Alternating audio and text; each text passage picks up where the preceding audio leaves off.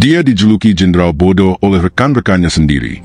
Dianggap tidak cakap, tidak strategis, dan bahkan hampir dipecat dari militer. Tapi siapa sangka, dialah yang akhirnya menguasai Indonesia selama 32 tahun. Bagaimana Soeharto, yang awalnya dipandang sebelah mata, justru menjadi penguasa paling kuat dalam sejarah Indonesia? Ini kisahnya.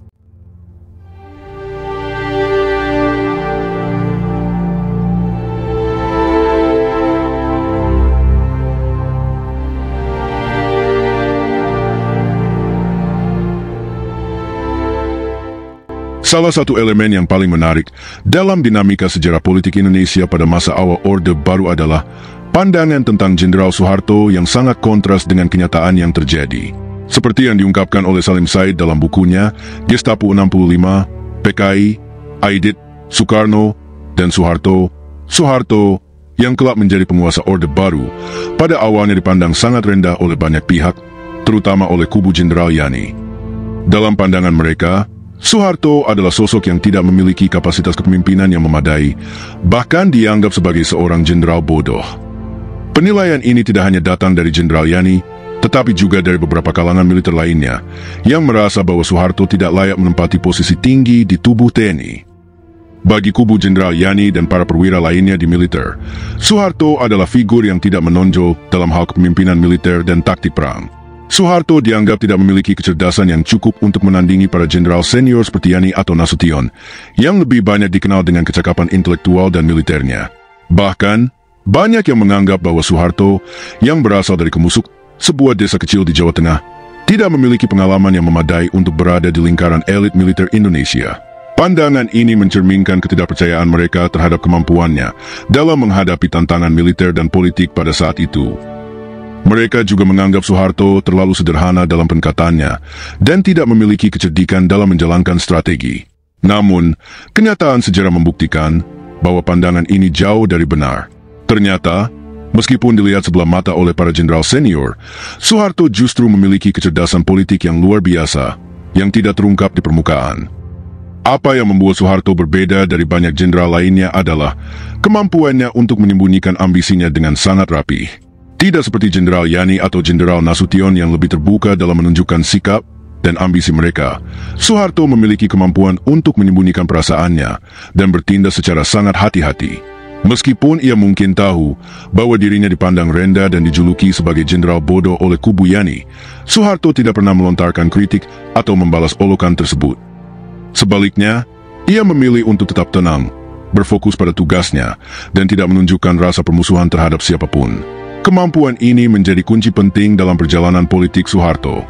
Ia tidak hanya menghindari konfrontasi langsung, tetapi juga berhasil menjaga hubungan baik dengan berbagai pihak yang kelak akan berperan dalam perjalanan politiknya. Ini sangat kontras dengan kebanyakan perwira militer lainnya yang seringkali terjebak dalam ketegangan internal dan persaingan terbuka. Soeharto, meskipun tidak dianggap sebagai jenderal yang cerdas dalam hal strategi militer oleh kubu Yani, justru menunjukkan kecerdasan luar biasa dalam membaca situasi dan merencanakan langkah-langkah politiknya. Salah satu kunci keberhasilan Soeharto adalah kemampuannya untuk memainkan peran tidak terlihat dalam konteks militer.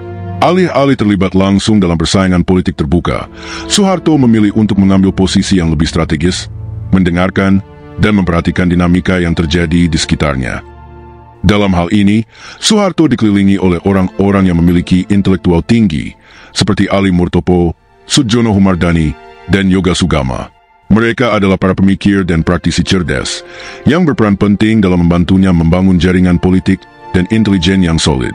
Meskipun demikian, Soeharto tidak pernah menunjukkan ketergantungannya secara terbuka kepada mereka, dan lebih memilih untuk bermain dalam bayang-bayang, sambil menyusun langkah-langkah besar yang tidak terlihat oleh banyak orang. Yang menarik, meskipun dianggap bodoh dan kurang berpengalaman, Soeharto justru mampu membalikkan pandangan tersebut setelah terjadinya peristiwa G30S. Setelah situasi kacau pasca G30S, Soeharto dengan cepat mengambil kendali penuh atas militer dan pemerintahan Indonesia. Tanpa menonjolkan dirinya di awal, ia mampu memanfaatkan ketegangan politik yang terjadi di antara kubu-kubu militer dan mengambil kesempatan untuk mengkonsolidasikan kekuasaan. Soeharto juga memperlihatkan bagaimana kenangannya dalam menghadapi tekanan dan kecerdasannya dalam menjaga sikap dapat membawa seseorang untuk meraih kemenangan dalam situasi yang paling tidak menguntungkan sekalipun. Ia menunjukkan bahwa dalam dunia politik, tampaknya bukan hanya keberanian atau kecerdasan dalam taktik perang yang menjadi penentu, tetapi kemampuan untuk menyembunyikan ambisi pribadi dan memperhitungkan langkah-langkah politik dengan hati-hati. Pandangan tentang Soeharto sebagai jenderal bodoh dari kubu Jenderal Yani dan beberapa perwira lainnya menunjukkan betapa tidak mudahnya menilai seseorang hanya dari apa yang terlihat di permukaan. Soeharto, meskipun dikelilingi oleh orang-orang cerdas dan berpengalaman, mampu menyembunyikan ambisinya dan mengambil keputusan yang sangat tepat di waktu yang tepat. Keberhasilan Soeharto dalam memenangkan perebutan kekuasaan pasca G30S adalah bukti nyata bahwa dalam dunia politik, ketekunan, kecerdasan tersembunyi, dan kemampuan untuk menyembunyikan ambisi dapat menjadi faktor penentu kesuksesan. Salah satu kualitas yang membedakan Jenderal Soeharto dari banyak tokoh militer lainnya pada saat itu adalah kemampuannya untuk menyembunyikan ketidaksukaan, ambisi, dan perasaannya. Berbeda dengan Jenderal Yani yang terang-terangan menunjukkan ketidaksukaannya terhadap Jenderal Nasution, Soeharto memiliki pendekatan yang sangat berbeda dalam menghadapi ketegangan internal di tubuh Tentara Nasional Indonesia. Soeharto tidak hanya mampu menyembunyikan perasaan negatif terhadap lawan-lawannya, tetapi ia juga sangat terampil dalam menjaga jarak dan mengatur strateginya dengan sangat hati-hati untuk menghindari konflik yang bisa merugikan dirinya. Ketika terjadi ketegangan antara kelompok-kelompok di tubuh TNI, Soeharto memilih untuk tidak terbawa arus. Meskipun mungkin ia tahu bahwa dirinya dianggap sebagai sosok yang lemah dan diejek oleh kubu Jenderal Yani, Soeharto tidak pernah menanggapi hal ini secara terbuka. Ia tidak melibatkan diri dalam perdebatan yang bisa merusak citranya atau memperburuk hubungan dengan pihak-pihak yang lebih berkuasa. Dengan keahlian untuk menjaga ketenangan, Soeharto membangun citra diri sebagai seorang pemimpin yang tidak emosional dan tidak mudah terprovokasi. Ini sangat berbeda dengan Jenderal Yani yang lebih cenderung mengekspresikan kebenciannya terhadap lawan-lawan politiknya secara terbuka. Soeharto memahami betul bahwa dalam dunia militer dan politik, menunjukkan ketidaksukaan atau kebencian dapat menambah ketegangan yang sudah ada. Oleh karena itu, ia memilih untuk menghindari konflik terbuka dan mengalihkan fokusnya pada peluang yang lebih besar. Dalam banyak hal, Soeharto membiarkan kritik dan olok-olok yang ditujukan padanya mengalir begitu saja, tanpa memberi reaksi yang berarti. Selain kemampuan untuk menyembunyikan perasaan, Soeharto juga dikenal karena sikap rendah hati dan pengendalian dirinya yang luar biasa. Ia tidak membiarkan egonya mengambil alih dalam situasi yang penuh ketegangan. Soeharto tahu betul bahwa dalam situasi yang penuh dengan persaingan dan rivalitas, memperlihatkan keangkuhan atau sikap sombong bisa menjadi bumerang yang akan membuatnya lebih rentan terhadap serangan lawan.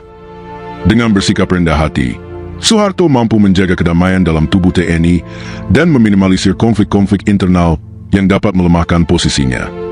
Penting untuk dicatat bahwa meskipun ia dianggap bodoh atau lemah oleh kubu Yani, Soeharto tidak pernah membiarkan hal ini mempengaruhi sikap atau tindakannya. Ia memilih untuk bekerja di balik layar, merencanakan langkah-langkah yang akan menguntungkannya di masa depan. Sikap ini tidak hanya mencerminkan kebijaksanaannya dalam mengelola konflik, tetapi juga menunjukkan kematangan emosional yang sangat jarang ditemukan pada tokoh-tokoh militer lainnya, yang lebih cenderung terbuka dalam mengekspresikan ambisi dan perasaan mereka. Soeharto juga sangat berhati-hati dalam menyikapi ketegangan dengan Jenderal Nasution, salah satu tokoh militer yang paling berpengaruh pada saat itu. Meskipun Nasution adalah salah satu figur yang bisa dianggap sebagai pesaing potensial bagi Soeharto dalam perebutan kekuasaan, Soeharto tidak memperlihatkan kebencian atau kecemburuan terhadap Nasution. Sebaliknya, ia memilih untuk tidak memperburuk hubungan dengan Nasution dan berusaha untuk menghindari konfrontasi langsung. Dalam banyak hal, Soeharto tahu bahwa memperkeruh hubungan dengan Nasution bisa memperlemah posisi politiknya dan membuka peluang bagi pihak-pihak lain untuk menyerangnya. Sikap ini menunjukkan kecerdasan politik Soeharto yang tajam, karena ia memahami betul pentingnya menjaga hubungan baik dengan orang-orang yang berada di posisi strategis. Meski ia tahu bahwa Nasution adalah sosok yang sangat berpengaruh dalam militer, Soeharto tidak tergesa-gesa untuk meraih posisi dengan menyingkirkan Nasution atau lawan-lawan politik lainnya secara terbuka. Sebaliknya, ia memilih untuk membiarkan situasi berkembang dengan sendirinya, mengetahui bahwa peluang akan datang di saat yang tepat. Kemampuan Soeharto untuk mengelola ketegangan politik ini tidak hanya terlihat dalam hubungannya dengan Nasution, tetapi juga dengan berbagai pihak lain yang terlibat dalam perebutan kekuasaan. Soeharto selalu memilih untuk tidak terlibat dalam konflik yang berisiko membuatnya semakin jauh dari kekuasaan. Ia memahami bahwa dalam dunia politik, kemenangan seringkali datang dengan cara yang tidak terlihat jelas, dan Soeharto dengan cermat memanfaatkan setiap kesempatan yang ada tanpa menimbulkan kerusakan yang dapat menghalangi jalannya. Bahkan dalam masa-masa paling kritis, ketika G30S meletus dan TNI terpecah-pecah, Soeharto mampu menjaga jarak dari kekacauan yang terjadi. Ia tahu kapan saatnya bertindak dan kapan saatnya untuk tetap diam, mengamati, dan merencanakan langkah selanjutnya. Dengan cara ini, ia berhasil menghindari banyak jebakan yang bisa saja menghancurkan karir politiknya, dan sebaliknya, ia berhasil muncul sebagai pemenang dalam pertempuran politik yang penuh intrik dan persaingan. Sikap Soeharto yang mampu menyembunyikan ketidaksukaan, mengendalikan diri, dan menjaga jarak dengan lawan-lawan politiknya, mencerminkan kedalaman pemikirannya dan kecerdasan politik yang luar biasa. Dalam dunia militer yang penuh dengan rivalitas dan ambisi, Soeharto berhasil mengelola ketegangan dengan sangat hati-hati, tanpa menunjukkan perasaan yang dapat merusak posisinya. Ia tahu bahwa tidak semua perasaan harus ditunjukkan, dan kadang-kadang, kesabaran serta kemampuan untuk menyembunyikan ambisi bisa menjadi kunci untuk meraih kemenangan yang lebih besar. Ketika peristiwa G30S terjadi pada tahun 1965, banyak yang meragukan kemampuan Jenderal Soeharto untuk mengatasi situasi yang penuh ketegangan dan krisis tersebut. Sebelumnya, ia bahkan hampir dipecat oleh Jenderal Nasution karena dianggap tidak kompeten dalam kepemimpinan militer. Namun, sejarah kemudian mencatat bahwa sosok yang sempat dipandang sebelah mata ini justru mampu mengubah jalannya sejarah Indonesia. Dalam sebuah kejadian yang tak terduga, Soeharto berhasil memanfaatkan ketidakpastian pasca G30S untuk mengambil alih kendali pemerintahan dan lebih jauh lagi, mendirikan Orde Baru, sebuah era yang menandai peralihan besar dalam politik dan kehidupan sosial Indonesia. Pada awalnya, Soeharto dipandang sebagai sosok yang tidak cakap dalam berbagai aspek.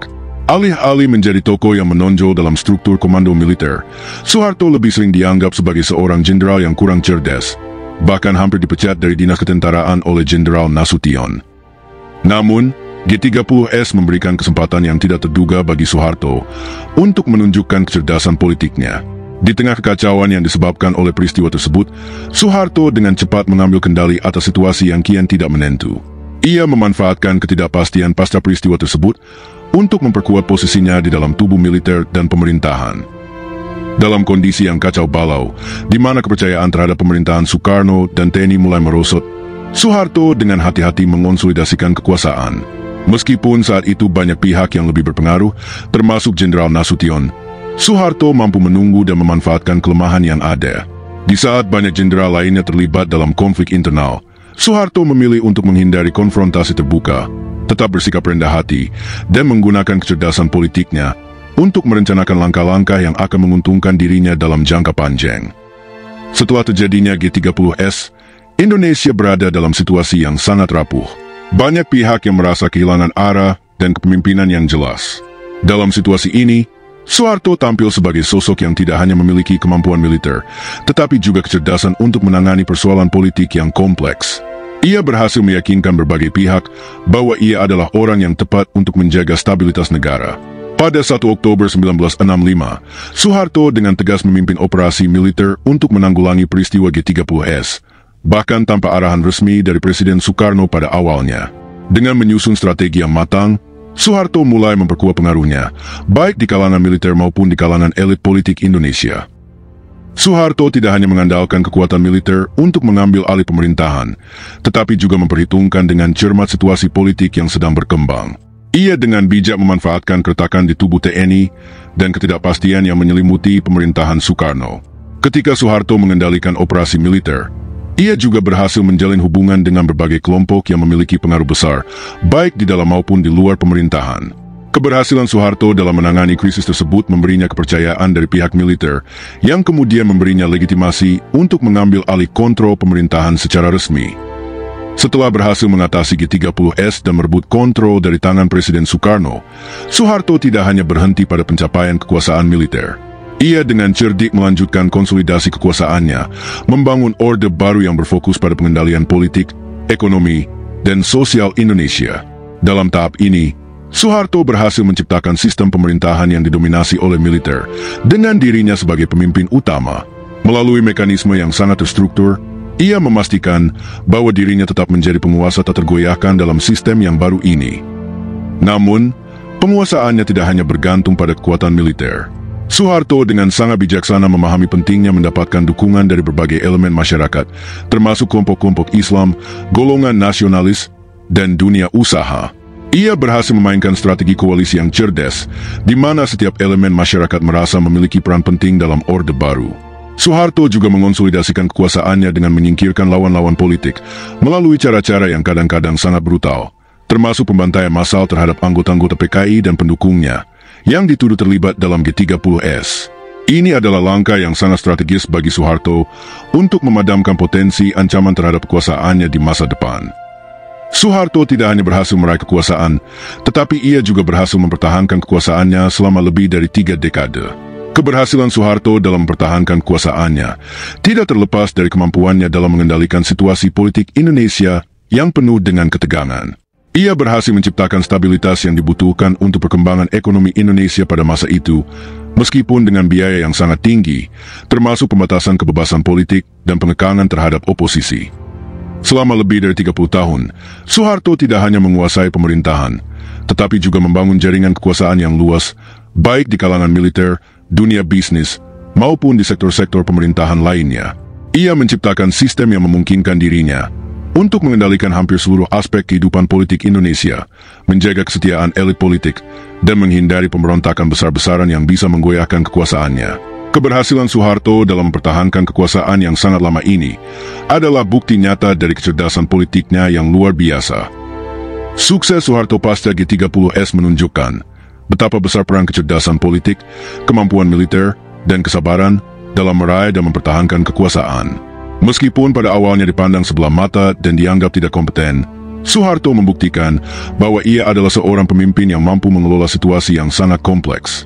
Dengan memanfaatkan ketidakpastian pasca G30S, Soeharto berhasil meraih kekuasaan dan mengkonsolidasikannya dalam Orde Baru yang menjadi landasan bagi kebijakan dan arah politik Indonesia selama lebih dari 3 dekade. Kisah Soeharto mengajarkan kita, dalam politik, yang terlihat lemah belum tentu lemah. Kadang, justru orang yang dianggap biasa punya strategi paling brilian. Tapi, apakah ini kecerdasan atau kelicikan? Bagaimana menurut kalian? Jangan lupa like, subscribe, dan share pendapat kalian di komentar.